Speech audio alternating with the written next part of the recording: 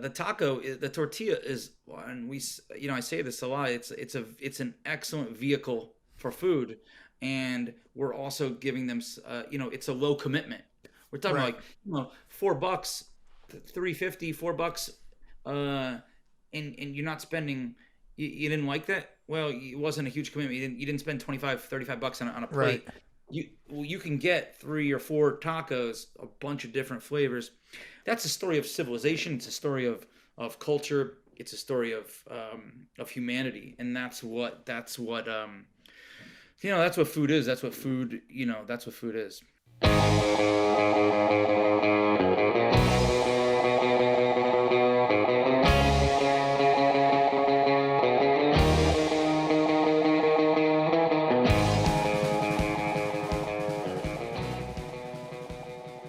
Johnny Glasses, Yes, sir. lover turned soldier, soldier turned mathematician, mathematician turned entrepreneur, entrepreneur turned expert. All the while a seeker of truth, a consumer of all fanciness and earthly pleasures, and owner of an elite head of hair, second best ping pong player on this podcast. I learned most of those things from you, my man. So now that you're on the West Coast, do you say Oregon or Oregon? Like New Haven, one syllable. Oregon. Or yeah, Oregon. it's almost like origin. Gin. Oregon. Oregon. Cool. Oregon. I'm glad we got that out of the way because I never really know how to say it. What's life like out there right now? Because if you listen to people on the East Coast, it's like fucking bedlam out there. Yeah, man, that all got like I mean, even 90 minutes away from Portland, people think that it's bedlam. That Who's all that got little girl back there? What do you Where? got over your right shoulder? Oh, that's biscuits. Well done. Biscuits. Hey, biscuits. And cornbread is my other little orange nugget. Nice. So, Yeah. so Oregon is not burning as they would have us believe over here. No. Oregon is far from burning.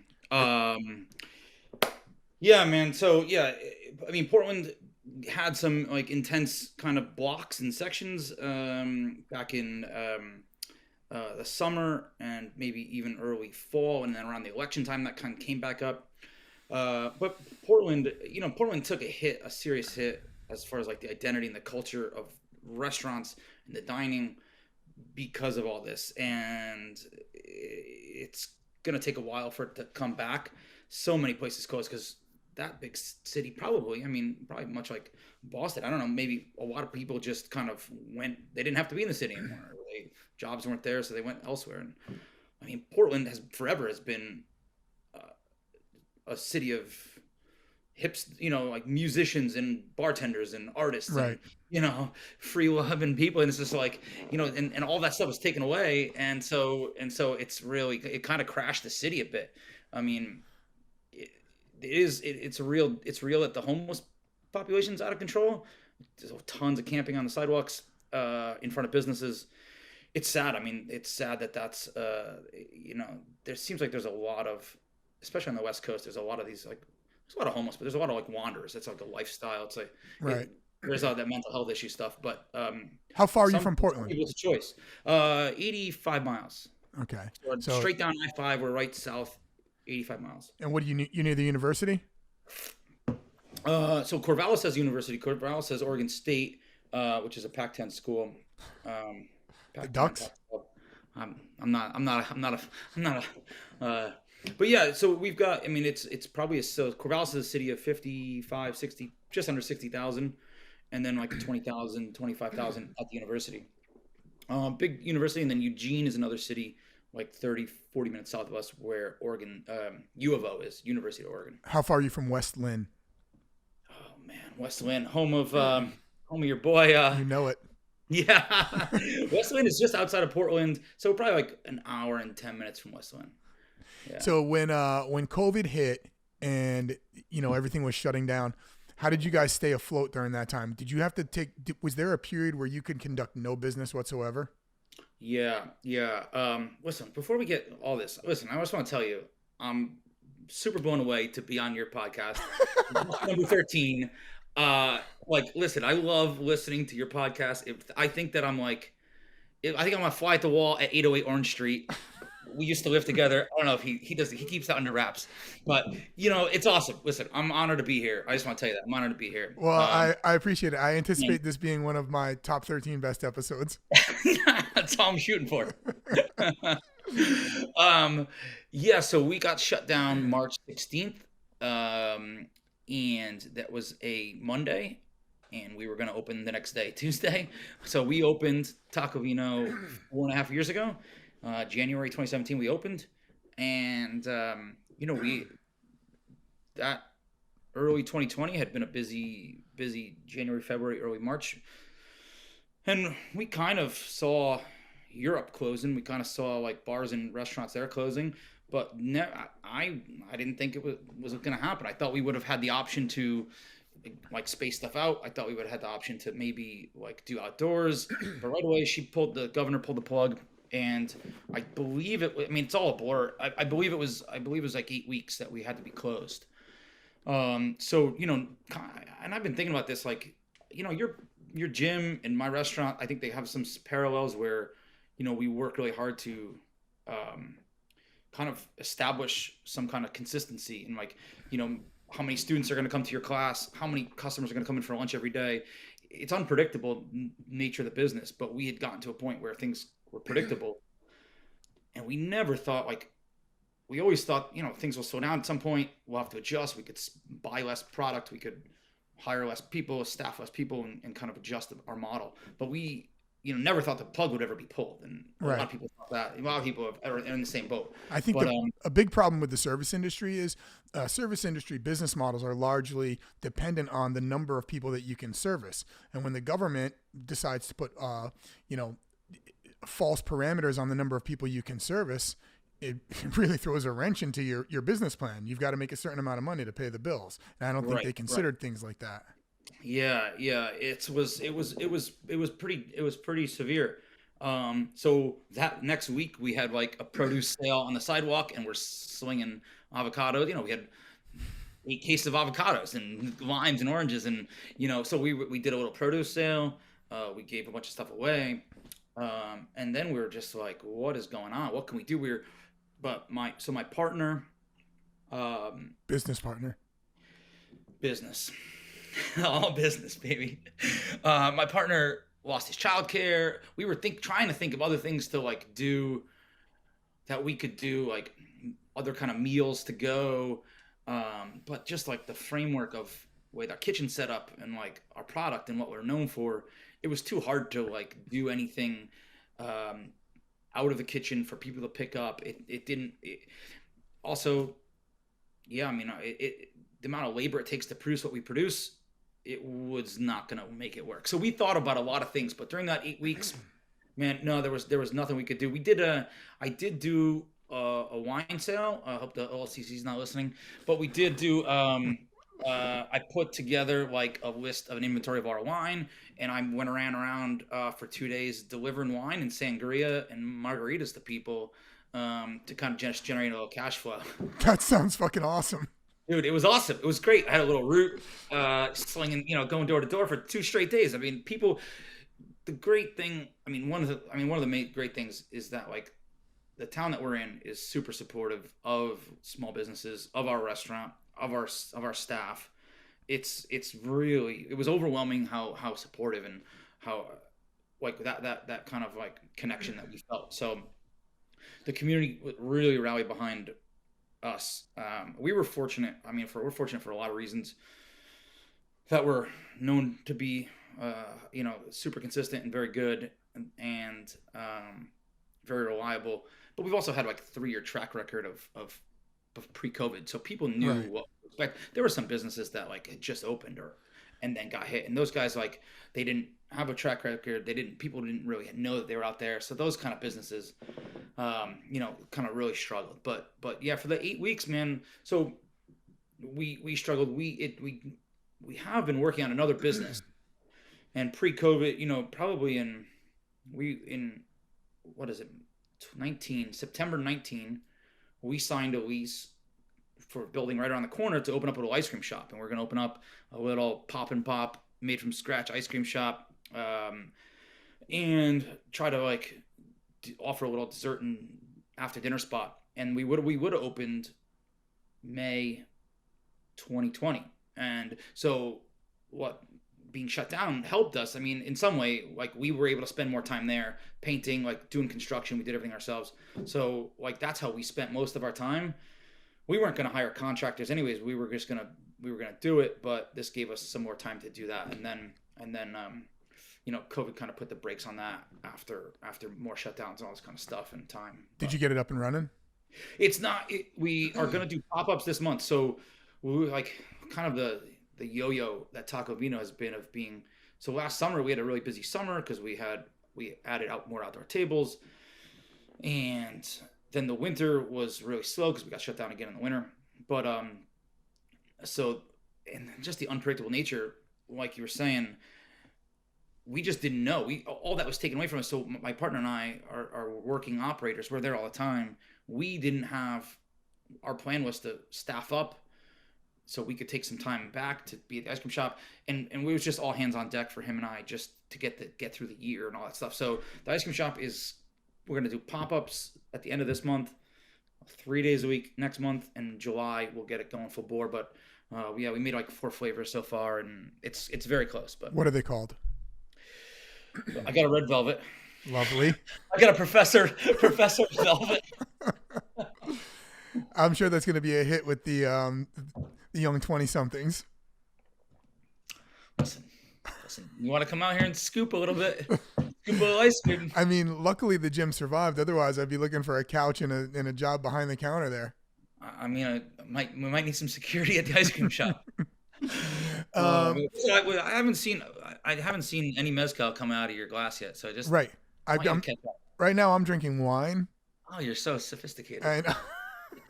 Yeah, but we're gonna get there. Trust me. Hmm. But I wanted to catch up with like what business on the West Coast is like, because right now what you're telling me is it's very similar to what happened to us. We were shut down for 3 months, and we literally had 3 months where we could not operate. And we couldn't even do anything. I mean, you're running around, slinging margaritas. I can't even get the fucking ice cream man to come down my street. But like, Right. it was brutal for us. And You mean your gym or like yeah. restaurants in Boston or business in I Boston? don't remember what happened to restaurants, because there was some point at which they determined that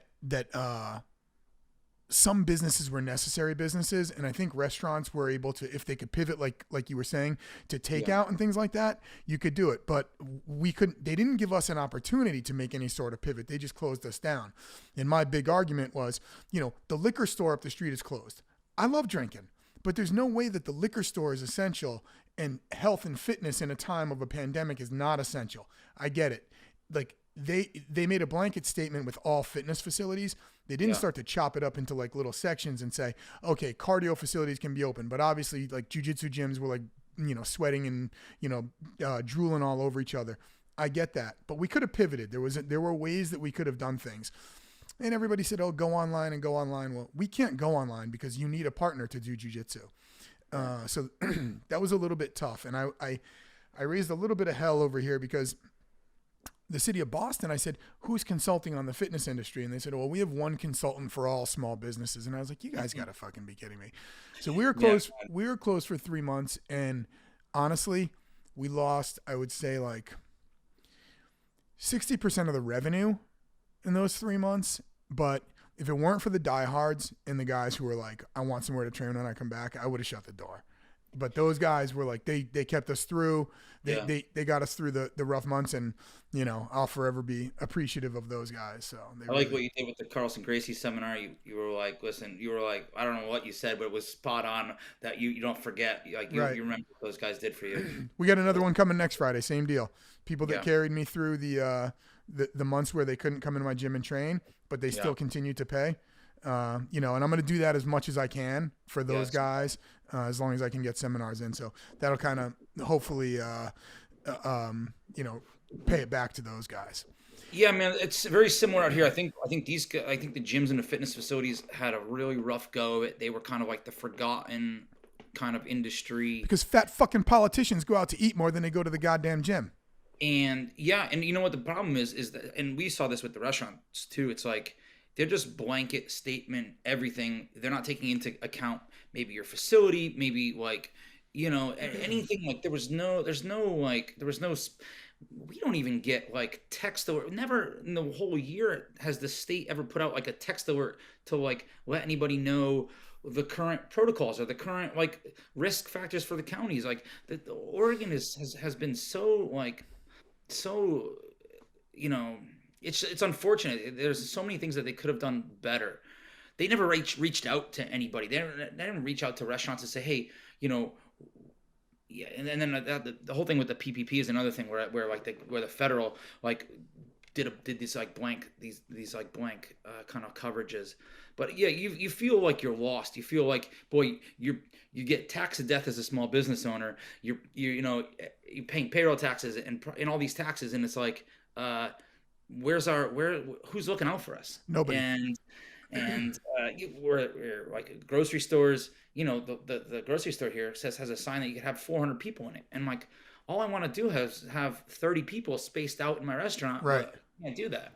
Well, it was But like someone made a meme somewhere. Someone in the jiu-jitsu community that said, "We're going to be holding class at Home Depot today, since you can have like 8,000 people inside Home Depot." We were going to turn Taco Vino into a church because the churches could operate. Dude, I tried to do that. I looked into that, so did we. but it was like a 1 year process to like here it was like some sort of spiritual like advisement center. I'm an advisor. Sermon and just deliver a taco or two. Yeah. And call it the church of Taco Vino.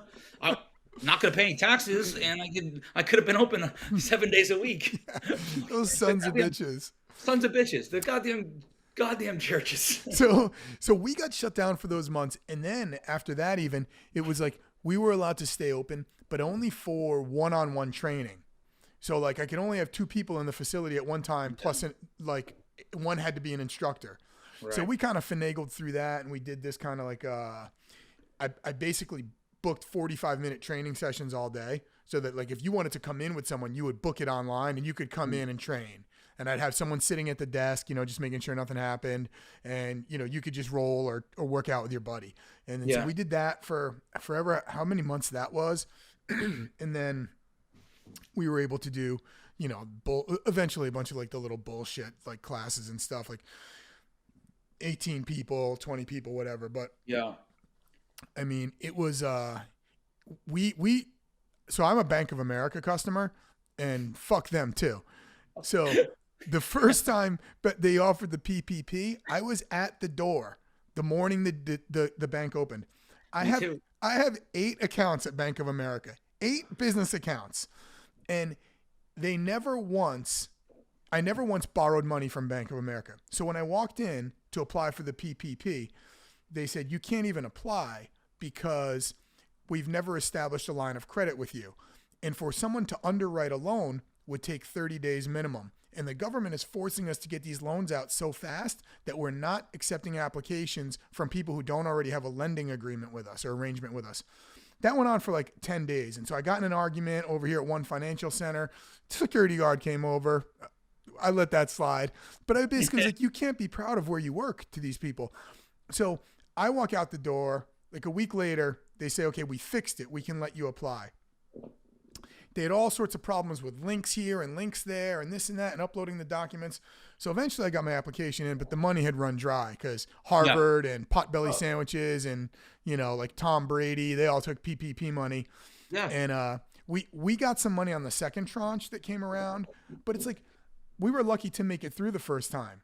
Like had we not, there was a chance without that money that a lot of businesses didn't make it through the first round of closures when they got denied that money because, I'm sure Tom Brady's got businesses and things, but like him and his wife make $100 million a year. It's a limited pot of money for small businesses.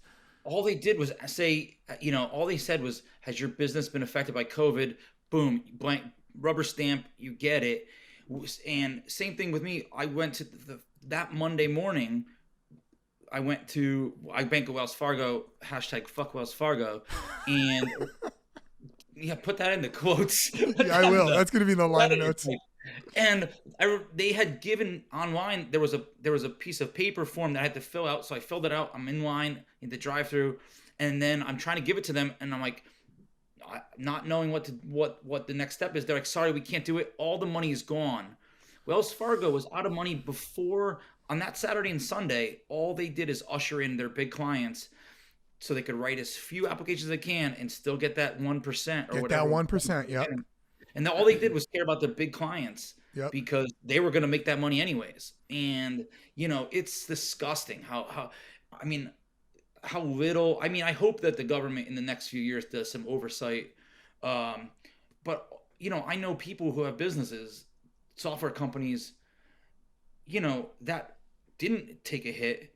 They got free money, and like their business, they should have 100% be like, has your business been closed? Like, are you one of these Right. businesses that are like, not just any business that has been affected, but like they should have made that. They should have talked to, like, who were they talking to? Who was on that committee? Who in Congress? Like, what were they doing?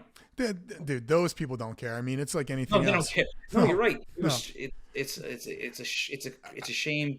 And then the second round too. I mean, we were fortunate. We got the first round of money, but here's what they did: is they said you had to spend it in 8 weeks, and they Mm. said that you had to sign on the bottom line that we could change this at any time. And my partner and I were like, holy, we're gonna take a giant sum of money, and we're gonna be responsible for it. And they could change the small writing. So we took it. We said they said you got to spend it with 8 weeks. Okay, so if that was right when we were opening back up, and so we had employees come in. If they worked 40 hours for a pay period, we paid them for 60. Because we had to burn Right. through that money. Granted, the team was amazing. The staff was coming into work at a very risky time and like unknown, and so. And then at week 7, they changed it and they said, "Oh, now you have 24 weeks to spend this money." Yes. When we'd already kicked it all out, we were Right. like, "Oh, it could have helped us. We could have saved that. We could have like continued Push it down the to road a little bit. push it down the road and pay people and whatever." I mean, it's it's so poorly planned, but it saved us then. And in December, man, like we got closed down in Thanksgiving. It was awful. We had to like lay people off before the holidays and like be uncertain about how it was going. And my partner and I, we didn't take a paycheck for 8 weeks because we had to keep the money in the Right. account. And we got down to a scary number. We got down to, a few thousand in the account. And before we got the second round, and like the second round helped us because to goes had been dwindling. It was cold. It was like, people I mean, tacos, our food is awesome.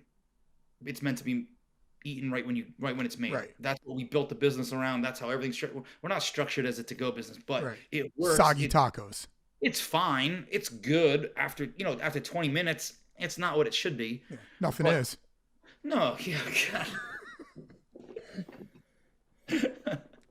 So it's but all in all, I mean, yeah. So where we are today, yeah, we're it feels like we're on the downslope. We've had good weather here in Oregon since February, so I mean, all winter, man. People have been sitting outside. We rolled the dice and we didn't invest in heaters because we had to make that decision.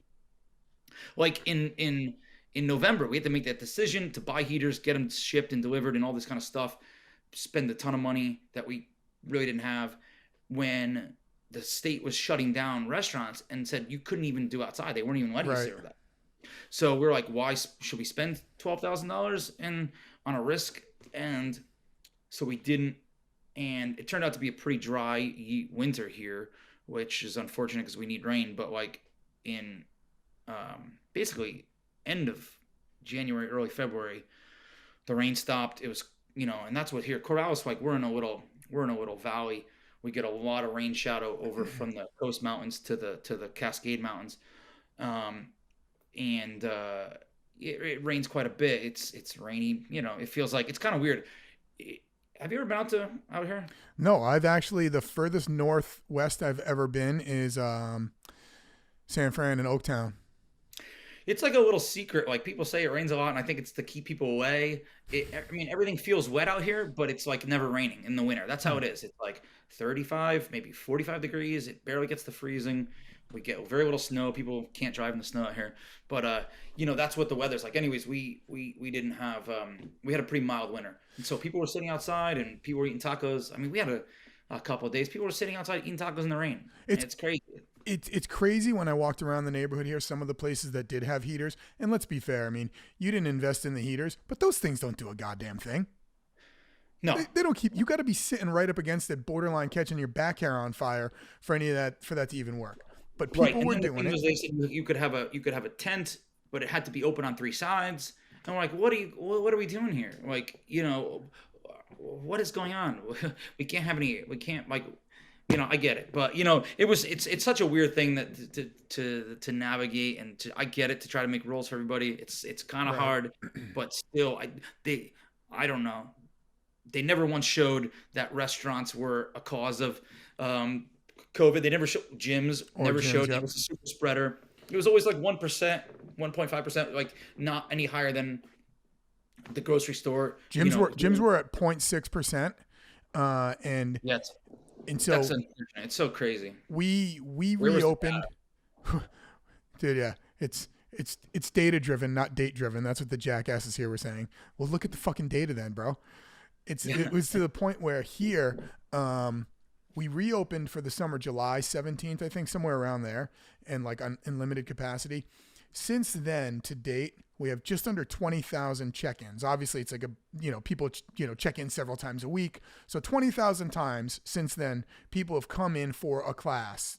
Multiple people come in for multiple classes a day. So it's not like we got 20,000 people. But Yeah.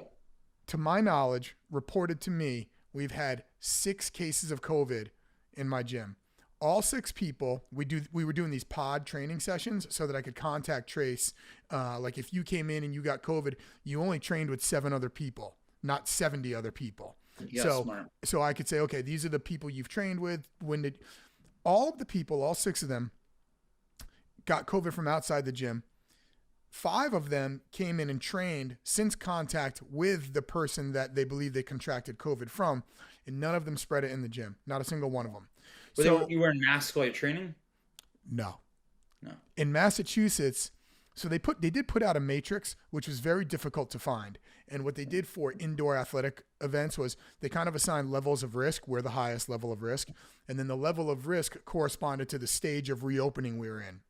So in theory, we were supposed to be wearing masks unless you're training for a competition. Then you didn't have to wear masks. Oh wow. And as you know, life is a competition. And we're Every constantly day around that corner, baby. You don't know. and so we're constantly training. But really briefly, the other thing is like the burden and responsibility of having employees depend on you, even though it's not our fault as business owners, you kind of feel like shit that you've got these people depending on you and you want to be able to take care of them and the government's not helping you take care of the people. Right. Yeah, 100%. Yeah, I mean, well, that just says like, yeah, obviously people could be bringing it in, and if they didn't spread it, I mean, that's pretty crazy. Yeah, I mean, yeah, what they know now is totally different than what they know, but like, Well, I don't think they know anything. I don't think they know shit now. I don't think they knew shit then. right. I think listen, when I don't want to get off on a tangent, but I'm sure you know Yeah, where yeah, yeah. my thoughts are. Yeah. So taco vino, tacos and wine. Name a Yeah, better man. duo. I will wait. Man, I don't know. Where Arm bars and guillotines. You're in a pretty good business too. Uh, yeah. yeah, man. So we started. So my partner and I'll tell you a little bit about the backstory. My partner is very similar. Like he's a year older than me.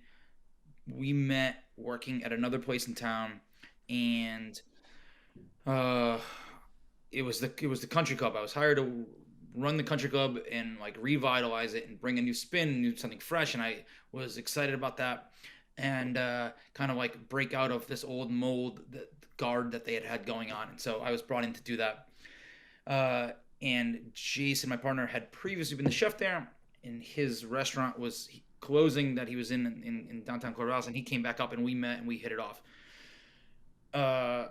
So he and I did some really awesome stuff for like 6 or 8 months at the country club, brought back business, got it back into the black, and like we're doing 150 dinner seats Thursday, Friday, Saturdays, and it was really awesome. It was really fun, kind of changed a lot of stuff. But after a while, there was this, not to beat it down, but there was like, we just felt undervalued and underappreciated and like Right. not listened to as far as how to run a business. And so we were sitting in his office and we're talking about, should we do something for ourselves? and I was like, we're like, what does this town need? What does it not have? All this town has a lot of breweries. It's got a lot of like brew pubs, but there's not anything resembling any much diversity, much dynamic kind of thought or anything like that. So, I mean, coming from New Haven, seeing big cities, it's not that hard to like kind of like pick and choose and say like, boy, what works in a big city is going to work in a small town. If it's done well. And so I thought back to Bar Taco that the Barcelona group did. Mm-hmm. We got And those in Boston now. are they? Those motherfuckers are everywhere. I mean, it's a good model. Like those guys, it seems like they don't put a lot of thought into the food or the drinks, but like it's a concept and Right. it's a good vibe, right? The vibe is there too. And that's what people want. They want all three. And I said like we should do I said, what about tacos? Tacos that are limitless. And he said to me, he goes, how about taco vino? And I go, I'm in. And he and his wife had come up with that name years ago when he was brainstorming about things. And he, being in the valley, like we wanted to represent wine. Well, I mean, there's world class wine that's out here, and the value to So, Washington and what do you got? The Russian River California. Valley I over mean, there? what say again? What do you got? The Russian River Valley over there? Oh, I think that's up in Oh, Washington. okay. Uh, we're in the Willamette, damn it. Oh, God damn it. Pinot The Noir Willamette country? Valley. Is that Pinot Noir country? Pinot Noir. Yeah. I've been in Boston too long. Yeah. So we wanted to. So we came up with the idea. We'll do tacos. It'll be limitless. Like we'll do all sorts of our favorite foods is tacos. We're not going to cut any corners. We're going to make food from scratch. We're going to do food that we want to eat and drink. That's it. We thought that, we're a little naive, but we thought like, hey, maybe five, it'll be me, Jason, a couple of our friends. We'll run this restaurant. It'll be a simple taco and beer bar because all people drank in town was beer. There weren't any cocktails. And because cocktails, I mean, they weren't done well enough. It was just all like, you know, bottom of the. So, anyways, Zero you know, imagination. yeah, I mean, I think it's zero exposure, and that's the problem. Is like people don't come to Corvallis because they've been in the restaurant business. They come to Corvallis because the university, because of the hospital, because of HP, and that's it. And you get brought here, or you show up here, but you're not into food. We're like 35 minutes to the southern tip of the wine country. So even if you're into wine, you're probably a little bit farther north. So, anyways, we just wanted to do like. So we went for it. We threw all the chips we threw our pennies in the pile and like bought this existing failed restaurant and gutted it and started it. And very soon, quickly, like after 3 or 4 weeks, we were like, we doubled our pay, like our staff. We had to like, it was busy right off the rip. And yeah, I mean, we That's an make awesome everything feeling, scratch. though, right? It's awesome. Yeah, it's very cool. It's very cool to like, to do what you want to do. And like honestly, like no shit, like you were a huge inspiration because I remember going to tour your gym like before it was really even open. I don't know if it was like it was definitely before I moved out here, but it might have been like 2011. When did you open? We opened in 2011, so we may have been bare bones at that point. I mean, it was bare bones. I mean, I don't even think you might have had 10 students and you were touring me through. And I was like, Christ, like you went to a new city and you knew what you wanted to do and you got out of that other gym and you're doing your own business. And like, it was awesome to see that. And like, I don't, maybe a few other friends that started their own business, but like, no, you were a big inspiration. And like, it was cool to see how you did it. But yeah, like to do what you like to kind of create what you want to create and have it work and like not like sacrifice and not do what you feel like you have to do. Like we started right off the bat, we started the business to be an employee focused business because my partner had been cooking for 25 years, 22 years, and I've been bartending for 22 years at that point, like in and out or in the restaurant scene for 20 plus years. Jesus. So like, yeah, it's crazy, man. Like, so I started bartending when I was 17 and one way or the other, I found my way back into it. But we started with a tip share model where the kitchen was making 50% of the tips, where like we were all going to work really hard and like believe in the business and believe in the process and make it equitable and blur that line between front and back of house. And right off the bat, like our dishwasher was making 100 bucks a night, and like Nice. that's a good feeling when you can like you could say like you can blur that disparity and like people come together and like yeah, everyone feels good and the team and the customers feel good. Anyways, like it was very good to see it because that was a big risk for us. Like that was right. Oregon was voting in August, I think, on the tip share model, but in January we just rolled the dice and we're like, we're going for it. We're gonna do what we want to do, and we're not. Also, like we're two white guys. Like we're not. So we're doing tacos, and people are thinking like, you're are you a Mexican restaurant? Are you like, where's the rice and beans? I'm like, well, like we're not trying to be. No, I'm like, well, we're not trying to be anything we're not, right? Like, You're dude, not like, trying to appropriate. no, we're not. Of course, no, no, no. Like, so we're just trying. We're doing. It's like food and like art and music. Like, I think it should be shareable if done well. No, you don't want to. We're not wearing sombreros. We're not like that's awful. It's fucking awful. We're not doing that. No, we're doing tacos the right way. We're getting like fresh masa made from a great company in Portland. Make our tortillas every day. We make it from scratch. But like we just did a Korean fried chicken taco. We do like a jerk jackfruit taco. We do like a curry chicken. Like I mean, there's no limitless. Like Yeah. it's kind of like there are tacos and wine are the two kind of like well tacos and tequila are timeless. They really are. Margarita is a timeless drink. You drink it whenever throughout the year. So we have our two staples are kind of timeless and they can be anything. We can do any kind of food we want. So that's that on top of a lot of other factors where we are. We're in a little community that's in a little bubble where there's not a ton of other places to go. We've got like a big university that draws people in throughout the year. We opened with a really maybe we hired when we started at least I would say 70% of our staff had worked for us previously.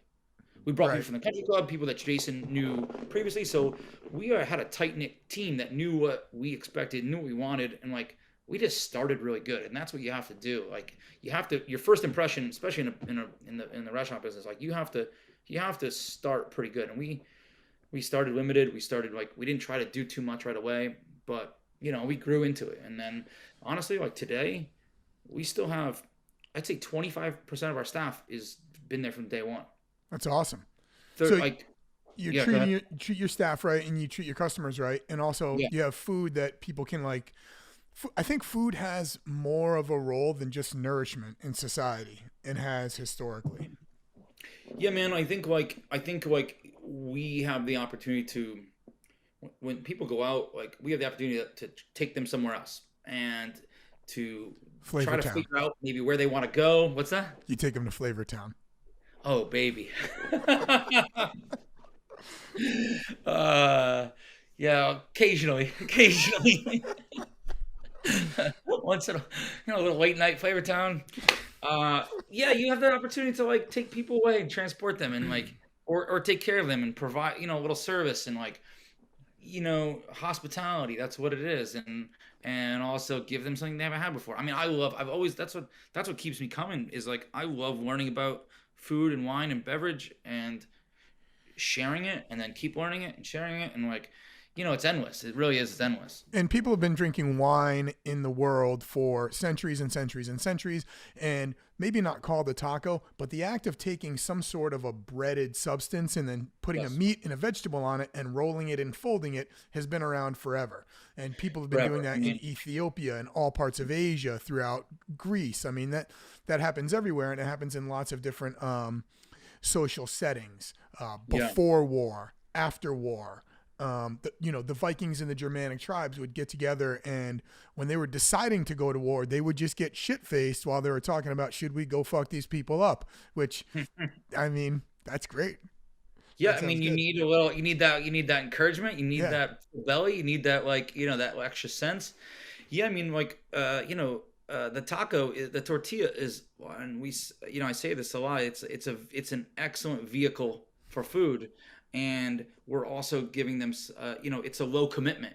We're talking about right, like, $4, 350, $4, uh, and you're not spending. You didn't like that? Well, it wasn't a huge commitment. You didn't spend 25, $35 on a right. plate. you can get 3 or 4 tacos, a bunch of different flavors. But yeah, I mean, like wine historically, yeah, I mean, goes back, to wine was safer than water in the Roman time, and people drank wine because it was 5% alcohol, and it made the water palpable and safe, and wine and anything fermented goes back to, I think like maybe one of the first ferments of wine or cheese, happened by accident, but like that's a story of civilization. It's a story of culture. It's a story of humanity, and that's what food is. That's what food is for sure. They say that Roman soldiers would drink up to 100 gallons of wine per year. I did the math on that. That's 350 ounces a day. That's a lot of fucking wine. 350 ounces. Yeah. Yikes. That's Yeah. a lot of wine. That's That's like two 10 gal. That's bottles of like wine. yeah. That's like over That's over two 10 two bottles of gallons. wine. It's 2 gallons of wine. I love it. How do you? I love it. Yeah, they must have been sailing, man. They must have been happy as fuck. I mean, you know some of the sordid stories that came out of some of those nights. So I mean, they must have been crushing Yeah, man. 350 I mean, ounces. I remember, I barely remember a few nights at Fort Dix. All right, all right. And the Romans actually they even encouraged some excessive drinking. Um, I was reading an article that said the Romans would drink so much wine before they'd eat, so that halfway through the meal they'd vomit, so that they could continue eating more of the food. I mean, that's an Jesus. excellent strategy. I mean, That's way yeah, more fun than bulimia. that's that's that's yeah, it's gluttony. Again, and that's what they were doing. They were taking care of their troops. They were taking care of their soldiers. Keeping them happy. It's like the old isotoner commercials. You got to take care of the hands that take care of you. Yes, sir. But let's get to the meat and potatoes here. Yeah, Why yeah. why are you trying to steal me away from my and also right back at you, Slick, because my love for tequila comes from you. Watching you sit there while I would be nursing a beer and you Hmm. just be drinking tequila straight. No Yeah, rocks, yeah. no nothing. And I would be sitting there thinking, this kid's a fucking madman. And it took me a long time to come around to that because for a long time, anytime I had one drink, I was going to also have 99 more. And now that I only have like 30 or 40 more, I've moved Hmm. from the beer to the tequila over the last few years. And I find Yeah, that I really enjoy it. And now you're telling me yeah. I'm wrong about that. Well, you're not wrong about that. You're in the right ballpark. So technically, if the umbrella of distilled agave spirits, everything is mezcal. Tequila is technically a mezcal. Um, so, but yeah, what's different about it is one, it's plant specific. So you're talking about you're distilling a plant. It's not like a grain and a corn and a barley and other thing. Like whiskey. Tequila and mezcal have a really it has a very clean kind of and also a very good sense of place, I think. I think, but we're talking about mezcal is like I assimilate to wine in a way where maybe there's, so let's go back to the difference and then I'll talk about wine. But so mezcal can be made from 180, 200 types of agaves. Maybe there's 400 species of agaves, and maybe half of those can be distilled, can be fermented, and you can get the pulp and the juice and distill that into mezcal. So tequila has to be made from the one agave, the blue agave, and then mezcal can't be made from the blue agave, but mezcal can be made from a variety. What's special about mezcal is that it takes some time, and it's like always like small production. It's like small village and family, and there's a technique that's been passed down generations. When you make tequila's great. I mean, most of the time they just cook it in a pressure cooking oven, and 2 to 4 hours. You save all that juice, and then it ferments, and then you distill it. There's very little waste. There's very little time. It's very quick. With mezcal, the difference is that they usually, one, it takes longer for the agaves to mature. A typical agave takes like 8 years to mature. That's the most common. That's espadín. Uh, they go up to 25 years. This little nugget right here, Tobala. Tobala is a wild agave. it takes 20 to 25 years to mature. So they can't farm it because one, you can't have a farm for 20 years just with no product, and if something goes bad. But really, they have to go into the hills and they have to forage for these things. So it's a pretty special. It's a pretty special product. Um, but what they do is then is they dig a pit in the ground. They lay some rock down. They lay some wood down. They lay the hearts of the agave, the pinot. They call it a maguey, and bury it with earth and more rock and more wood. Light it and roast it, and it smolders for like 5 or 7 days. And it's like slow cooking. There's always like that element of smoke comes through, but you're really kind of like caramelizing these flavors and developing the flavors of the agave. So it's a sense of place. And when I associate it to like wine, I mean, I've loved wine since 2001 working at Scoozies, and like finding like and like finding that like sense of that place and that story about the vintage and where it comes from. Mezcal is just like that. Mezcal, you can have the same varietal. You can have the same varietal of like wine. You can have 8 different Pinot Noirs. They're all going to be different. They could be right next to each other. Vineyards right next to each other. They're all going to be different. Same thing with mezcal. Like, it's a sense of vintage, what year, when the agave was harvested, where it grew, who made it, like, all this stuff, and the batch is different. The alcohol is always different. So mezcal to me, like, I've been a whiskey fan for a long time, but like whiskey has this like kind of linear trajectory to me, where mezcal is like a wave. Mezcal is like peaks and valleys and just length, and just like it changes sometimes. And when you like on the way in it changes, and the way out it changes.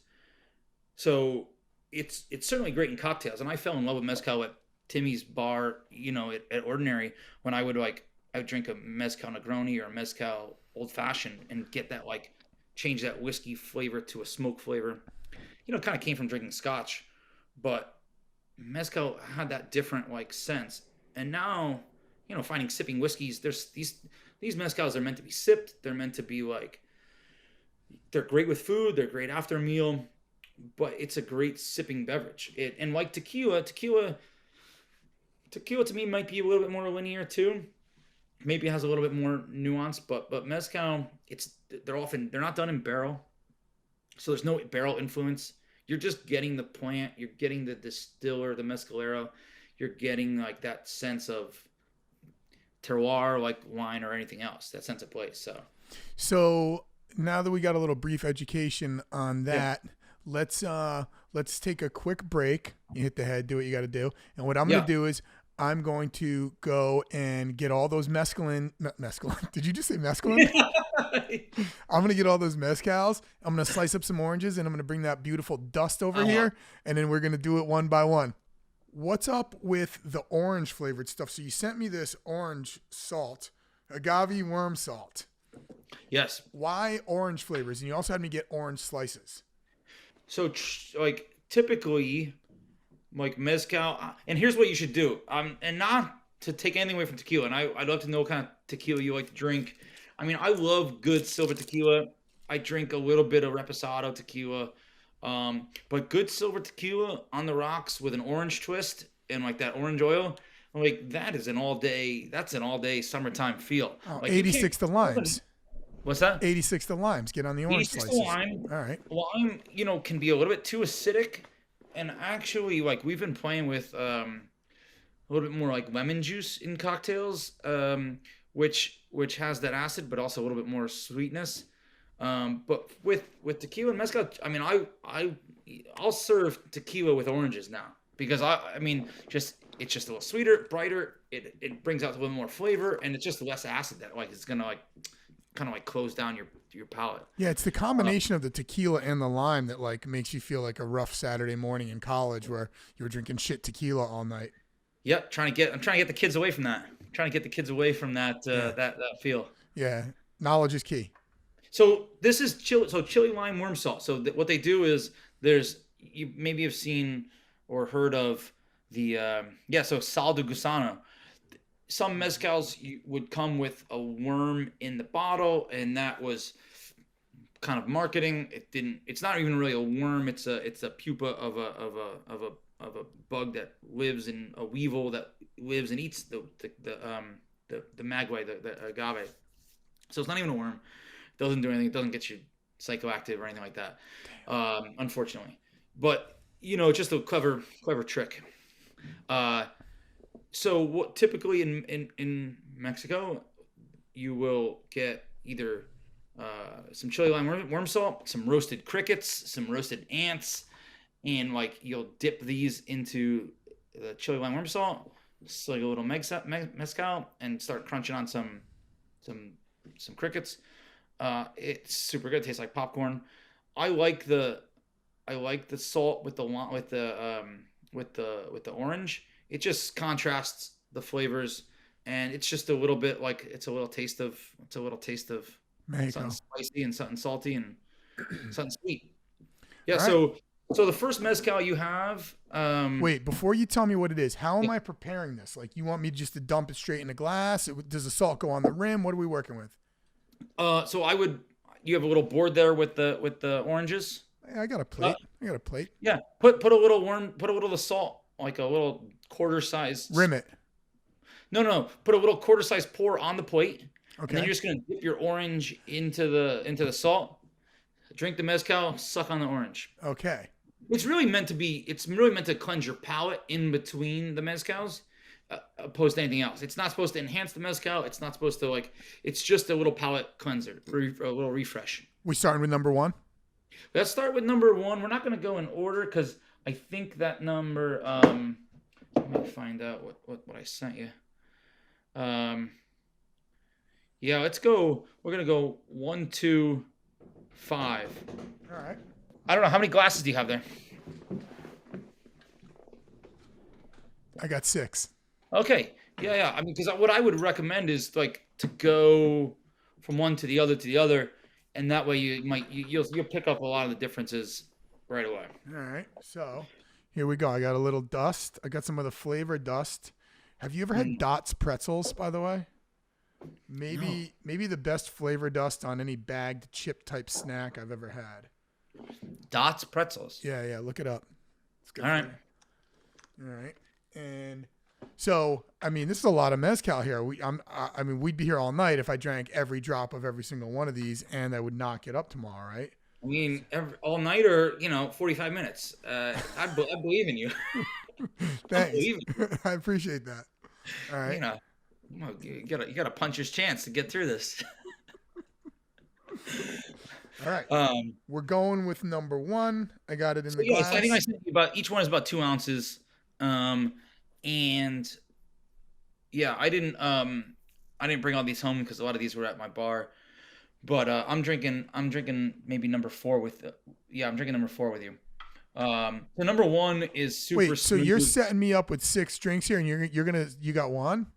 I got a lot of one. I Okay. got I also got some tequila. You just spent 20 minutes shit talking tequila. No, I'm not shit talking tequila. No. I know. I know. We're not putting them across the ring from each other. We're just saying that they're different, and one is a whole new world. And like really, and what's cool about the mezcal is that you get the same bottle, but the next time you get another bottle of the same one, it's gonna be different because the batches.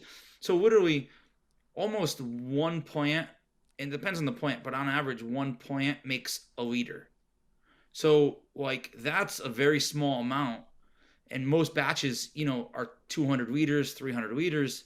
So you're talking like it's something that's like pretty unique and pretty finite. So everything is kind of small batch, regardless of how they want to do it.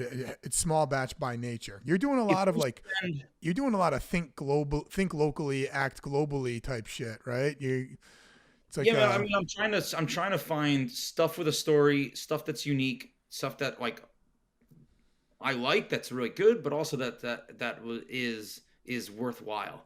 Man, life's too short. We're not messing around here. Just from like my college days, I'm just trying to have like stuff that I enjoy and stuff that's really good. but It doesn't have to be a lot of money, but that again, like most mezcals, if you're gonna find a mezcal under $30, it's probably not legit.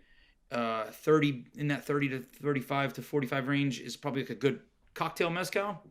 But the one you have now is in that spot. It's in that window. It's like $35 out here in the West Coast.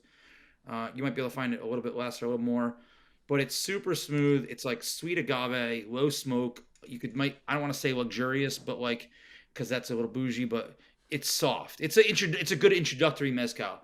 It's in. I'm not sponsored, but if they want to reach out to me, tacovino.com. I'll put your contact info in the show notes. All right, so I'm gonna go for it. Go for a little sip, little smell, a little sip. Leave it in your mouth for a minute. You know what to do. I know one time I went to a bar like a couple years ago and they had mezcal and I was like waiting for an Uber and I told the bartender, she's like, "You want a shot?" I said, "Yeah." She goes, "Of what?" And I said, "Yeah, surprise me." And she came back with some crazy mezcal and I found that it was not didn't gel with my tastes very well, and I also didn't know what I was getting into. But here we go. Here's number one. So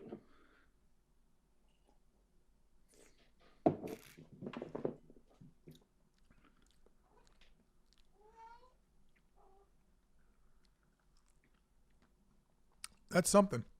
yeah. Yeah. What do you think? What's something mean?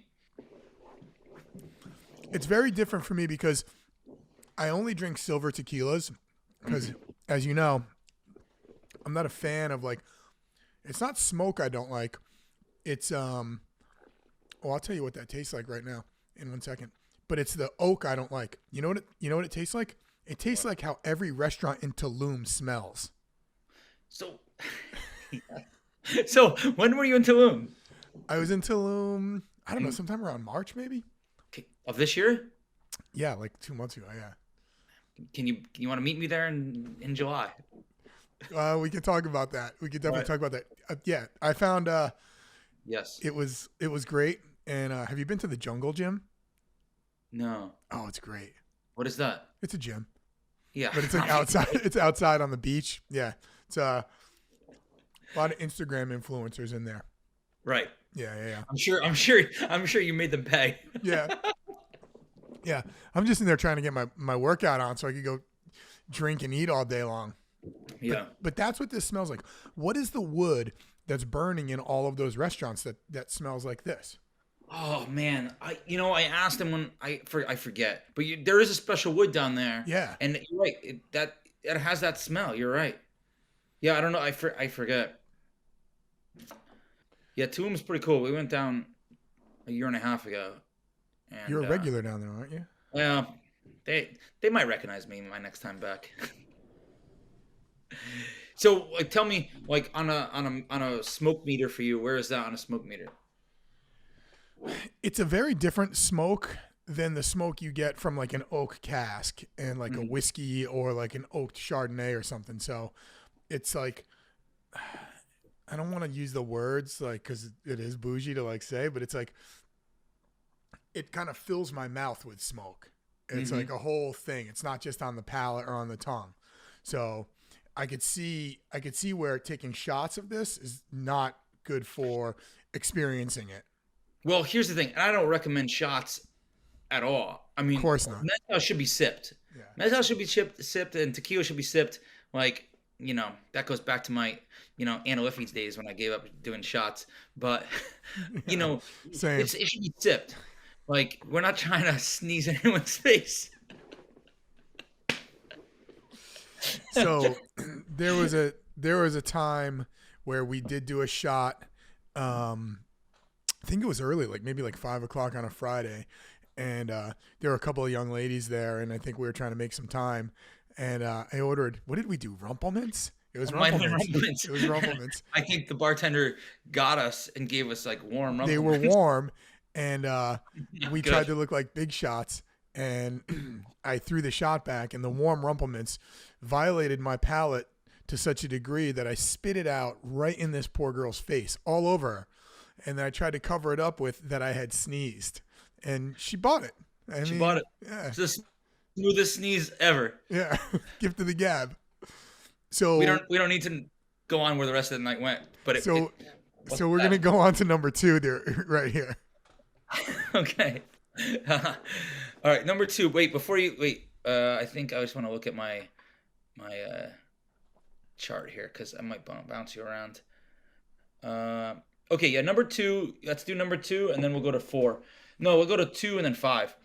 You just But tell me what to two, do, buddy. yeah, go two. This is Cinco Elementos, and maybe a little bit more like sour. See, I like the Uh, smell of this one. okay. Yeah, I like where we're going here. What's the right amount? I mean, I know there's probably not a right amount, but I don't want to douse the orange with the salt, but I'm worried I'm not getting enough. Oh, I think it's just a little bit. I think it's a little bit, and like Okay. I would do it. Yeah, I mean, do it whenever you want. I would say in between the takes, maybe not like right after. Let it sit in your mouth a little bit. Um, Here we go. A little swirl. Yeah, man. So like, and then mezcal has this kind of like it kind of like sticks with you. It warms your chest. It like has this like earthy, especially the one I'm having. And this is one I brought back from Tulum. I found this one down there. Um, but yeah, it kind of like sometimes I've had like the next one you'll try is going to be light and tropical. I've had mezcal that tastes like a brisket sandwich. I've had mezcal that's like, that pink one. Well, you don't. I think the number four that you'll do is almost like a roasted marshmallow. I mean, there's so much like going on. Um, and mezcal is costly, and you could walk into a liquor shop, and that's what's kind of perplexing and a little bit like a little intimidating is that most bottles are around $100, and like that's a chunk of change that if you don't know what you're getting into, you might be off-putting. And so we do mezcal by the half ounce, we do it by the ounce and a half. So we do flights, we do like little taste and whatnot. We do a little mezcal club where we do like a cool like break even series. Like every time you come in, if you're in the mezcal club, you get a shot at our cost, like just to get like something new. Just to Um, open up your mind and get a little taste of yeah, something. Dude, yeah, that's awesome. yeah, man. It's pretty fun. Dude, I would And definitely be a regular at your spot. it caught on, and we'll do like a mezcal margarita, like a classic margarita, like a 2-1-1 is a great. Just put mezcal in for your tequila, and when you make a margarita, and sometimes even the most smoky will kind of take a back seat with a little lime and a little like triple sec. Um, so yeah, I think the same thing can be said about tequila. Like what I found is some of the tequilas that I like the most they're a little bit they're pricier. And I think like mhm. when you're a young kid and you're coming out of college and you have a lot of those Jose Cuervo nights and you're drinking well tequila and shit, you just have this unbelievably terrible idea of what tequila is. And as you get a little bit older and you can pop for some nicer stuff, you can really expose yourself to the good side of tequila. Yeah, and even in like for the millions of listeners out there who don't know, uh, like the Jose Cuervo stuff, like tequila is a name, but it's not a protected name.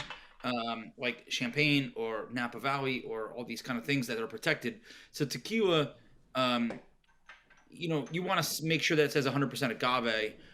If not, what it'll be is probably 51% agave and then 49% distilled spirit, which is like basically adding grain, alcohol, and water to your half a bottle of tequila. And Ugh. that's why you get the headaches, and that's why you get, they call it gold or whatever. That's why people have so many bad stories. And I have got bad stories on Malibu rum. It's not rum. But like tequila should be 100% agave, and it doesn't need to be super costly, like, but just a little bit above, you're gonna have a much different experience. So, like, what do you like to drink? Like, what kind of tequilas are you? Recently, I've been drinking Clase Azul. Oh yeah. Yep, I've been drinking that. One of my students bought me back a bottle from Mexico called Revolucion. Hmm. I have not seen it here. Um, it. I feel like the Casamigos is kind of like the modern day Absolute. Remember when Absolute was like people, they had a great marketing campaign and people thought it was good Yeah, vodka back in the day. Kind of the same with the Casamigos. It's good. but Casamigos is so smooth. Like, Casamigos gets a bad rap, but like it's would to me like it hasn't changed. Like I would say like Patron was kind of like a That was the Absolute of tequilas, actually. Yeah, it was the you're right. absolute, Yeah. and it was really good when it came out initially, and then it was bought by Paul Mitchell, and it was mass produced, and it wasn't like done with any intention. But I think Casamigos, despite being like Cooney's brand, it hasn't dipped as far as the quality. It's still super now. Is it dynamic? Is it like that interesting? It's super soft. And I like that's what I'll drink with like an orange peel and a little ice. Man, we got a little match going on over here. Oh, the Yeah, cat's getting after it. yeah, she's Who they wins, biscuits or cornbread? cornbread's dominant. Biscuits is a little special. Okay, He's gotcha, dude. The he's a little Patron. angel. I got so sick on that Cafe Patron when it came out. What was that Oh yeah. place where Nuzdu used to bartend down there, and the guy like got arrested for Oh, like on State masturbate. Street. Yeah, he was like masturbating in a little league parking lot watching the kids play games. Nico's. Oh, You know what I'm talking about? the Martini Bar. No, maybe. Yeah, I don't know. Uh, Yeah, that was. Yeah, I got very ill one night from. yeah, Cafe Patron is just like, yeah, that's, a little like espresso and It's like the original Four Loco, booze and yeah. fucking caffeine. But I would say Casamigos. I mean, for me, it's not bad. Is it pricey? It's a little pricey, 50 bucks a bottle, but it's super smooth. You've really turned me around on this. I'm gonna give it another look. Give it another look. A little ice, a little orange peel. Now, in a cocktail, it gets a little lost. I wouldn't do it in a margarita, but I would just sip it neat on the rock, or sip it on the rocks. So what do you think of number two? I like number two. It was a little bit. It wasn't as like full bodied smoky as the first Yeah. one. That kind of like filled my whole mouth with smoke. The second one was a little. It was more of on the finish. I caught the smoke. Let's go to I think it's gonna be one, two, three. Let's go to five actually. All right. That one's gonna be so that one's a cool one. That's a wild agave. That one's called Madruxe. It's from Del Maguey. It's a single village, and Del Maguey is like kind of a bigger company, but they source from really small producers. They're kind of like negociants. They have these green bottles with very cool artwork, colorful labels, and everything from them is excellent. You gonna send me a list of all these so I could put them in the show notes so people I can. will. I'll send you a little list. You got I'll an send you affiliate link? What do you got? An affiliate link where you can make a couple of pesos on this? You know that I can't even set up a Zoom call. No, I'm just trying to get people into mezcal, baby. I'm just trying to drink a little mezcal, my boy, and Yeah, you're doing the get Lord's people, work. turn people's minds around. You're doing the Lord's work. I am. Someone's got to. Church of Taco Vino right here. Dude, look at this orange. Look at that. That's beautiful. Is Yeah. that a Caracara? I don't know, dude. I mean, maybe I got the blood oranges, and when I went through, that's the danger of the self checkout line. I probably yeah. got some blood oranges, and I put in like navels. Yeah. I probably got them for like 99 cents. Oh, good. Hey, Oh, whatever. good. They got all that figured out. It's all factored in the pricing Yeah, plan. yeah. All right, talk to me about five. So this one is like a little bit more tropical, a little lighter and brighter, like tropical fruit and like papaya and like maybe like bamboo. I think to me it tastes like circus peanuts. It almost tastes like that, like not to say anything bad about it, but like not that like it's artificial. But to me, I get that like it's like something with the texture. I get like mango, pineapple, and circus peanuts. Circus peanuts. I don't know. What do you think on the nose? The nose is where I get the fruit, Yeah. and then like maybe So what's cool about mezcal is like sometimes the nose is gonna be completely opposite from the taste, completely opposite from like the inhale and the exhale. Like you might smell smoke but not taste it, or you might not smell it and then then it's like really present. That's what's pretty cool. It's like it's really subjective. Obviously, like tasting is subjective with anything, but it's a very personal and unique kind of thing.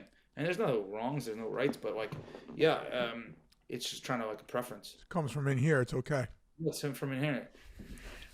So did you drink mezcal when you were in Tulum, or did you stick to tequila? You stick to the I drank everything. Pacificos? I drank everything while I was in Tulum. I think I drank mostly tequila. You know, the thing was like, even a lot of the cocktails that they made there, I want to know about this flavor, the smoky flavor, like what the name of it is, because even like cocktails that were based in other liquors had a similar smoky flavor to Mm, this. So like, I don't know if they were like roasting the garnishes over this particular wood or leaves, yeah.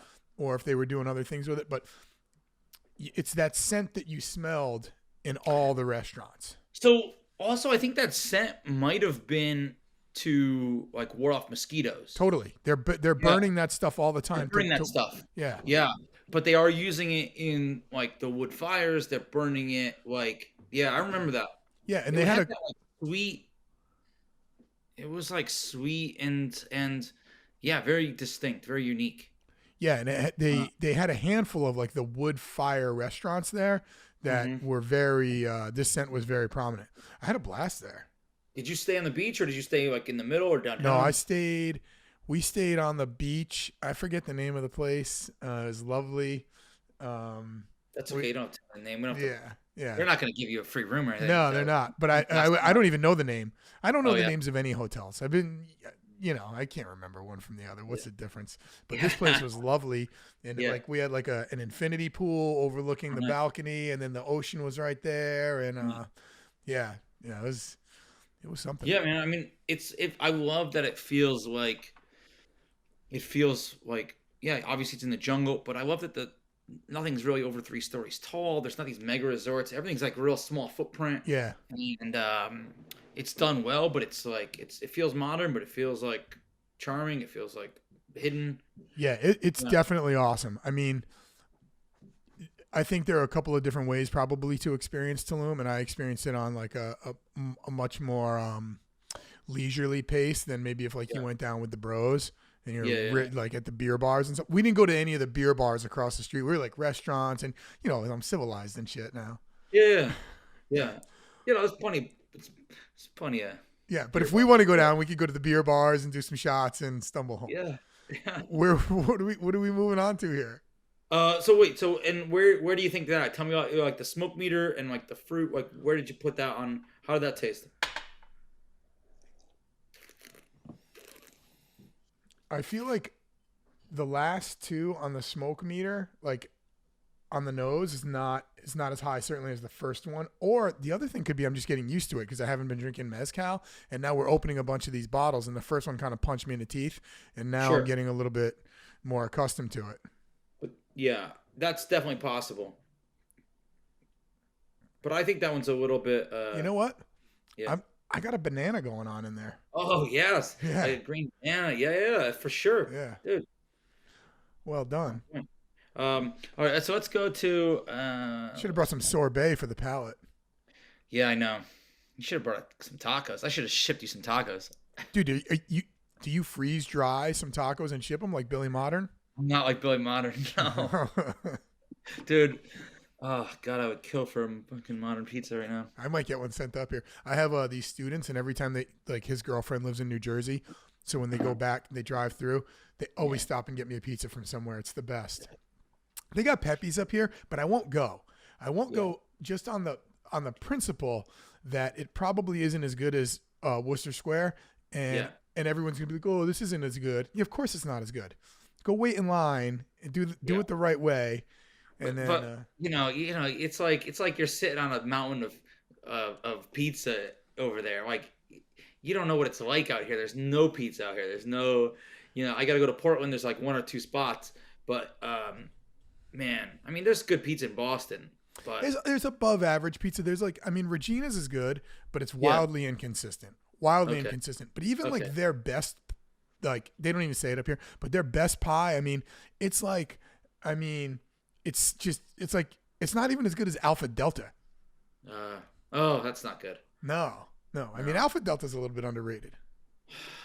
Man, that's I mean dude, it's so nice to like connect with you and get a little of that East Coast sense, that East Coast like pullback, Yeah. because like I don't have that out here. No. Uh, it's a totally different world, dude. Like the pace out here, the people, the pace, it's so chill. It's like very approachable. It's very, you know, and I've been thinking about it forever. I don't know if it's like the population density or the weather or who knows what the the mindset of people 150 years ago that like traveled out here that were like a little bit more free going than the East Coast Manifest people. destiny, man. Yeah, but like it's a very interesting like it's just a different vibe, it's a different pace. But I you know, obviously I'm from the East Coast. I have that. I have it my I have that deep Yeah. down, but it's nice to feel like it's nice to get connected to you who's still in it, who's still in the thick of it. I'm, dude. I don't think when I lived in California, above all the differences, like I couldn't stand getting up at 9 a.m. to watch a Giants game. Yeah. No, I Yeah. can't do that on a Sunday. Let me No. ask you this question: have you had to physically escort anyone out of your restaurant for having too many vinos? Well, we've had to escort people out. Usually not for usually. I mean, there's been some maybe slightly mentally off people. Just a couple weeks ago, somebody was celebrating 420 a little too hard, and he was not happy that we were not sitting indoors until 4 o'clock because we didn't open the indoors for lunch when it's nice out because we're short staffed. And then at 5:30, the restaurant's half full, and he's pissed. He thinks he's being marginalized, that he wasn't allowed inside, but it's an he's been there all day drinking, and So he was being marginalized. Drunks are marginalized. listen. Maybe they should be. Well, He, we wouldn't have never like, gotten anywhere. he took the chair over. He might have had to be escorted out. I've had a few people like once in a while. I got maybe a short list of people that I'm in 86th, and they can't come back in. But this town is very mild. Like if you and maybe big business and like three other patriots came out here, like we could own this town in 24 hours. We could set up our own little our own little like iron Enclave. fist. What time should I be there? Do Yeah, you whatever you want, man. do you It's employ not going anywhere. do you employ a bouncer? No, no, Oh. you're looking at him. Oh, good No, lord. dude. That's the other thing. It's like there's a softness out here. We don't need bouncers. People are genuine. People are respectful. It's good. Yeah, the West Coast is a little bit. It's good, just a totally different vibe. Yeah, they're not. No one's trying to get over, or for the most part, it's pretty straightforward. What do you think about the black? So, What do you think about the black tea? It's a new company, Fresh Clean Teas. I got a little subscription service.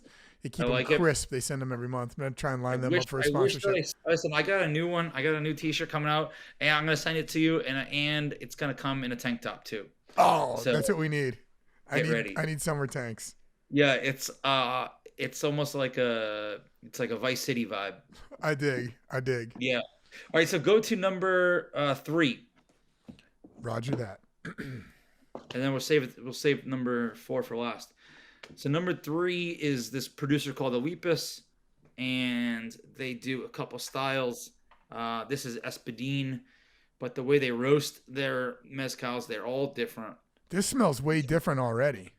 Yeah. This is the I'm gonna most let you different one. talk. I'm gonna let you just tell me about it, and then I'll tell you what I think about it. But All right. um, I'd say right on the nose, it's approachable yet firm, complex without being snotty.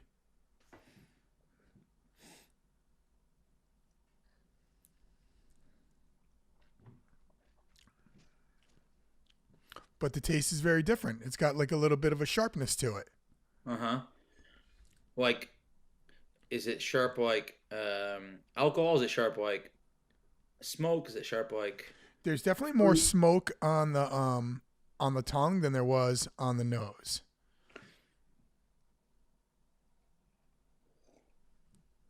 So to me, I like this one has like to me is like a little like vanilla sweetness like from the Yeah. barrel Yeah, it tastes like and a like cooked bean.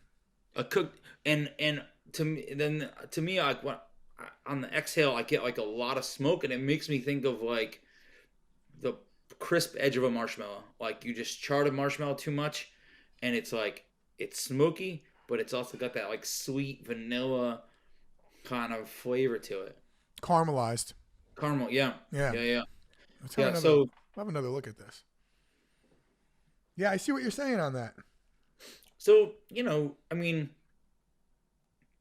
mezcal can be like, you can do mezcal in some cocktails. You can like layer it. It's got a lot of depth and layers.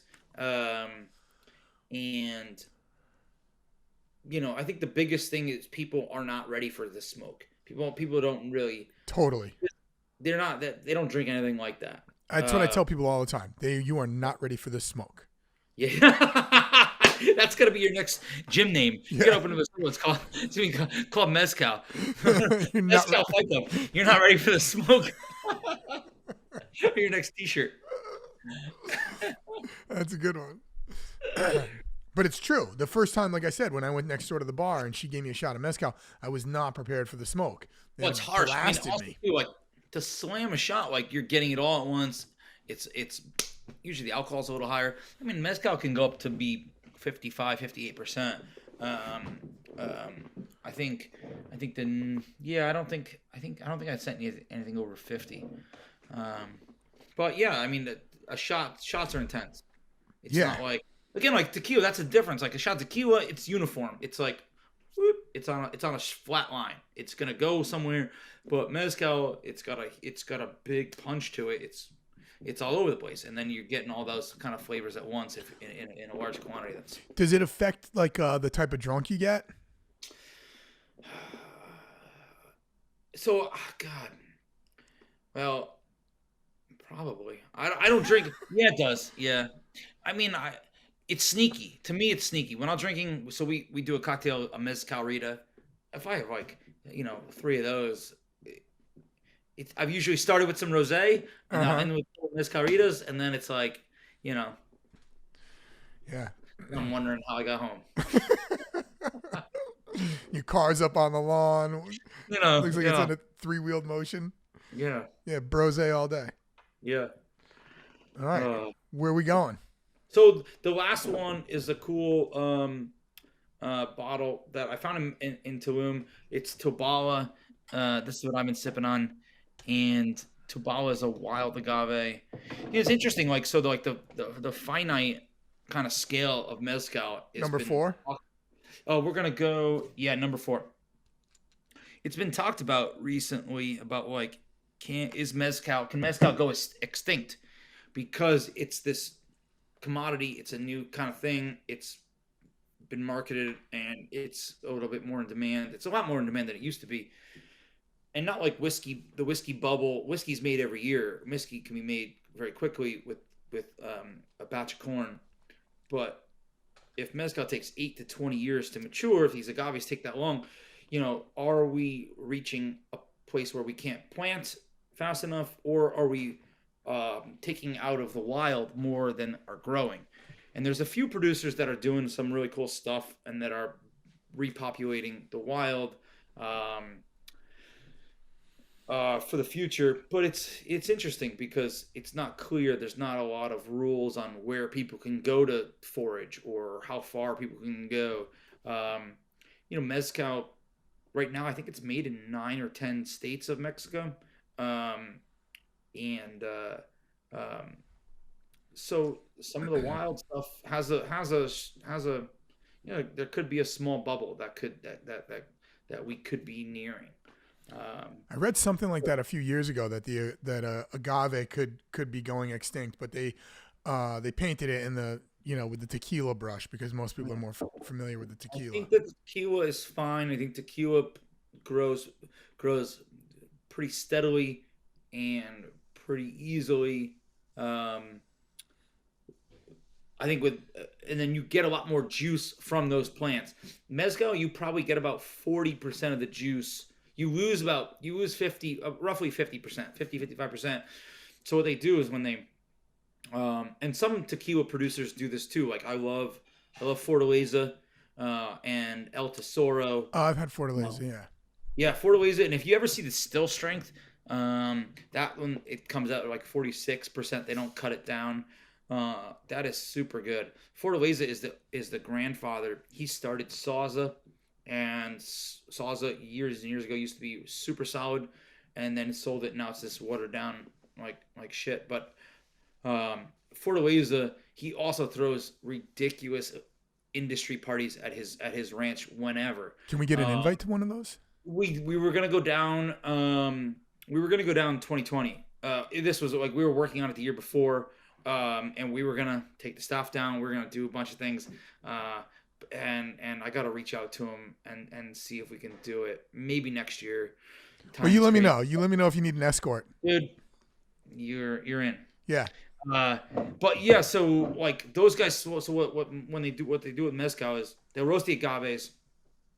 They'll come out of that fire pit after 5 or 7 days, and then they crush the agaves with this tahona. It's a giant wheel that's pulled by a donkey or a horse or in a pit, and they just go around and around. They crush it, so that juice spills out into the ground.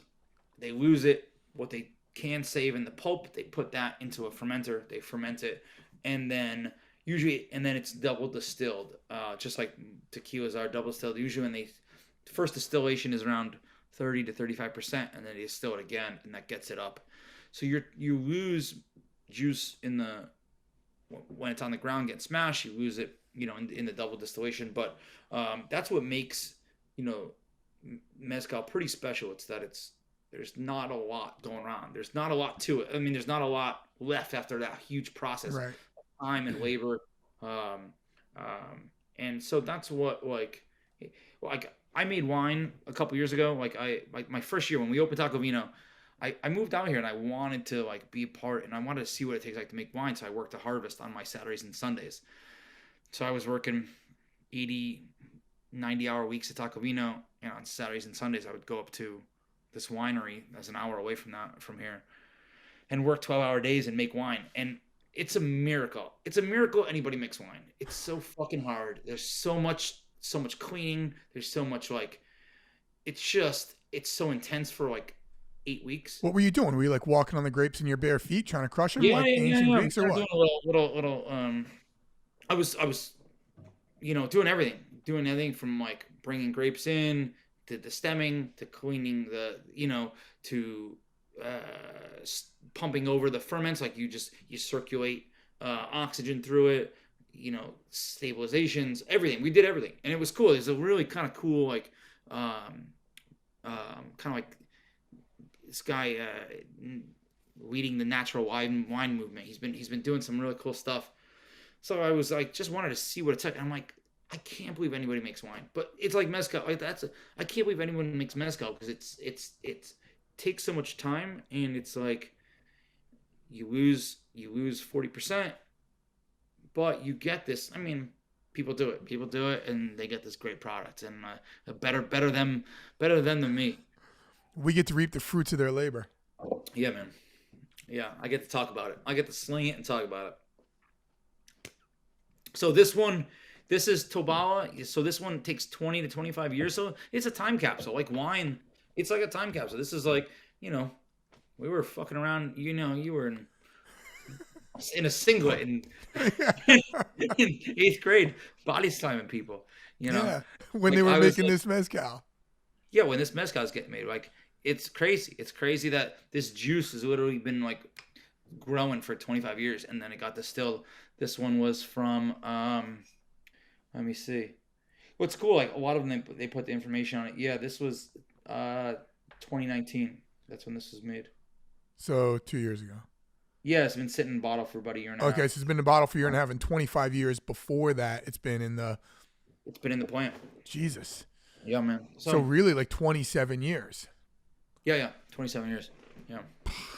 Mid 90s. That's crazy. I mean, time. so tequila's great, but it doesn't have the history. I mean, tequila's again. So, and I just want. So speaking of tequila, I should have sent you a sample of this, but I will. This is. So we do Altos at the restaurant, and Altos is super good. The silver is clean, but we got the chance to do a barrel pick a couple of years ago, and we FaceTimed the distiller. He sent us a bunch of samples. We drank with him and talked to him about it, and then we picked one and we bought the whole barrel, and they shipped up 300 bottles for us. So you're the only ones that have it? Yeah. Is that what that means? So you're the only people in the world that have it, dude. You got to make like an NFT out of the barrel or something. And Shit! I have the barrel. They sent me the barrel. That's awesome. But so what they were doing is they were aging the tequila and whiskey barrel, and then this one spent another 4 months in a Chardonnay barrel, and I love Chardonnay. I didn't know much about Chardonnay for a long time, and I was kind of blinded by it. But good Chardonnay and great Chardonnay, uh, we love. And then plus with Taco Vino, we really like this one. But they I don't know if you can see, they Yeah, I can did see like it. a Yep. handwritten Yeah, yeah, yeah. label for us. Yep. This was a Reposado tequila. I'll send you some of this. Um, that was finished in Chardonnay Barrel. It's super like butterscotchy, kind of caramely. I love tequila that's like soft and like round and like has that like Yeah, I dulce de bet you do. leche. Yeah, just a Soft and man. round. Simple things, man. Simple pleasures, baby. you know? Yeah, I can't argue with that. Yeah. In your restaurant, as food and wine are like the focal point for gathering and like culture and people getting together, has anyone ever like gotten engaged in your restaurant? Yeah. So it's pretty crazy, man. We had this one couple had a first date in our restaurant.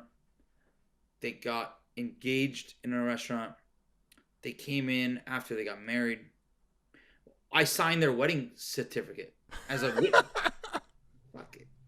Doesn't take much. Yeah, man. We had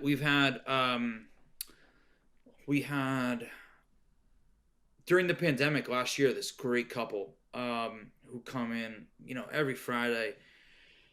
And you get to, we're in a small town, and one of the great things we get to know people. We get a lot of regulars. You get to like just just have that like connection.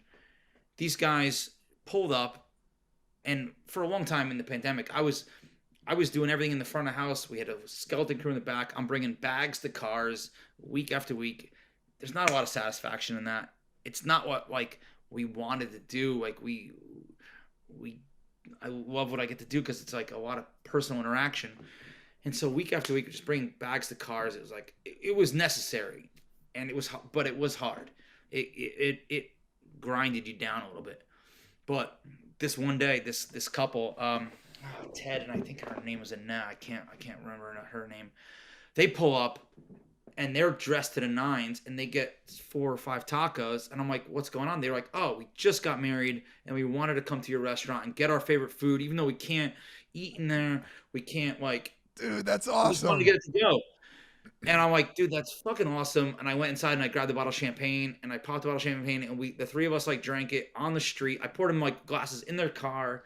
Like fuck the rules about drinking your car. Like there's this like that's real and like you know we've there's been like families that have come in pregnant before like right when we opened and then 9 months later they have a baby and like now the kid's like 4 years old and we get this that like it's very special. It's very weird. It blows my It's really mind. weird. Yeah. It's But a to weird. like yeah, It's I think about like the formation of Taco Vino and how it came to be. And, I don't. There's a few instances that led up to this. Well, we could talk about off air, but like yeah. the from some very lows in my life led me to Taco Vino, and like we see 1,000 people a week, thousands of people a week, and like the impact. Not to say that is anything like great from us, but like that impact that we've had on the people that we brought to Corvallis for 4.5 years. People have met, people have dated, people have left, people like it's a weird cycle. Do And you to ever think about that place in the universe, like this one spot, it's it's kind of crazy. it's weird when you're in a business and you've been there for a while. I remember like when I worked at Mia's with Chef Bun Lai, I Yeah, remember like starting to think that it was weird that we were in this one stationary spot, but like, and we were kind of like, I mean, stagnant's not the right word, but you're in one spot and you're performing one task and you're doing one thing, and sure, maybe on the periphery you're growing and you're expanding and you're trying to like scale and things like that, but the people that are patronizing your service industry, they're in some real formidable growth years, and so you're getting to see these people like even for me with the gym, like these college kids, like you're going to see some of these kids, like, I mean, I got kids that were like in high school and have graduated college and like, they're going to get married and like, they're going to, they're getting jobs and stuff like that. And it's weird to see and yeah, like, and it's like how, like, it's weird to see how much they grow because of the age they're at when we interact with them. They're in like some Yeah. serious growth years, and I feel like it's kind of like what you're saying. It's like a weird in and out. Like where Bun's restaurant is, right in the heart of Yale. I mean, that's straight 4 year cycles. You know, outside of the older couples that come in that are like long Right. life, like lifeline, Right. lifetime New Haveners, it's like 4 year cycles. You see these fresh faced kids come in and then they leave, and some of them come back, and maybe some stay for grad school. But it's like you see people through from 18 to 28, and that's like Yeah. it's a 10 year period, but it's a huge chunk of time in a human's life. Think about 18 to 28. It's different than almost any other 10 year period of your life. Yeah, it's crazy. And he's in a yeah. And New Haven has changed so much too in the last 5 years, 8 years. Like I go back, I don't even recognize it. But for us, like we're like a 20% college student thing because like we might be a dollar or two more than like what they want to spend, and they people college kids come with their parents. Right. Um, they pass a lot cheaper places they on their way down to Taco Vino, but like yeah, we see a lot of that community, and it's really interesting. It's really interesting to be a fabric of a community when things can feel very repetitious day to day in the service industry, and it's like it can be the same, even though we try to make it things different. It's still the same. Right. But for other people, they're living their lives, they're doing their thing, and they come in It's a and treat they for get them. It's not every yeah, day for them. It's every day for no, it's you not every day, because right? you're making sure it happens. But for those people, it's a treat. And I think like sometimes when I teach like a lot of classes in a week, I'm like, man, it's like I'm teaching this same technique all week. But then I'm like, yeah, but like most people are only seeing it once. I might teach it 8 times, but most people are only seeing it once. The diehard guys are going to see it a handful of times. But Yeah, you know, you're already an outlier in terms of um, like you're running the business, so your passion is at a different level, your exposure is at a different level, and a lot of the people that come in, like it's a break from their routine to come into like your restaurant, and you know. yeah, yeah. It's kind of crazy. Yeah, the service industry like that is crazy. And we try to like maximize that kind of relationship. But yeah, yeah. So what's next for Taco Vino? I mean, are you guys thinking about coming east? You want a franchise? What's going on? I mean, And I would love to franchise. I'll give anybody my recipes and systems. I I just want a small percentage, and we'll let anybody go with it. So here's the thing, and like in like your outline, I thought it was a really good question. You were like, could Taco Vino exist anywhere? And here's what I think. I don't think so. And I would be terrified to open in Portland, and Portland is the closest biggest market that I see. But on a couple reasons, like, could it exist anywhere? Yeah. Is it going to have the same soul? No. Is that important? I don't know. It depends on who's running it. Like, again, like so for a lunch shift, I show up early in the morning, do some accounting, do some paperwork, pay some bills, get stuff ready. I operate as like the host and bartender during lunch. We have two servers. Saturdays maybe another one because we're a little bit busier. At night, I operate as a host, and we run kind of a lean staff because we operate as a tip pool. So the less people we have working, the more everyone makes. We don't. We're owners. We don't take tips. So, but my partner cooks. He creates specials. We do two specials a day. It's kind of like a little bit like we took all of the best and the worst. Like I took a lot from Casius. I took a lot from that I didn't like it. Uncle Roy's spot, and it could it work in a big market? I would be nervous to do this kind of place in a big market because um, we're table service. Um, Tacos also kind of have a stigma. We've seen it. Tacos have a stigma of being like cheap, and there's some great spots in New York, like Empalone. This guy who worked at French Laundry opened a great. He wanted to do tacos, and he opened a high end spot in New York. And but for the most part, tacos have this like cheaper kind of connotation to it.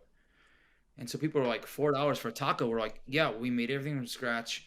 We made the tortillas. Like we're still making, you know, the food cost is still 35-40%. Like this is so the restaurant business, I don't recommend it to anybody. Like No. even pre-pandemic, like I don't recommend it. It's just what like I know, it's just like where I'm at. It's what I enjoy. We're able to make a living out of it. Do I recommend it? I tell everybody I don't recommend it. But like what in a big market, like we offer kind of a personal experience. We started, man, like we took a look at our community and we wanted to be undervalued and over delivered. Right. And that's why we're popular. That's why we have a line. I mean, when we pre-pandemic, people would wait an hour and a half on a Friday just to come in and eat. And like it's almost like the Pepe's model. Yeah. Like have a line at the door. The food's gonna hit the table really quick. It's gonna blow your mind. But you know, you gotta wait for it. You gotta hang out. And sometimes part of the waiting is the scene. Like Right. Casey was like that a little bit. Like we get drinks and snacks for people while they wait. But man, That's part I of the would whole be charm of it, though. Like you're it's waiting. the You put in charm. the work. You put Yeah, in you the put the work work. in a big market though. Like we also rely on the fact that we're known in the community. Right.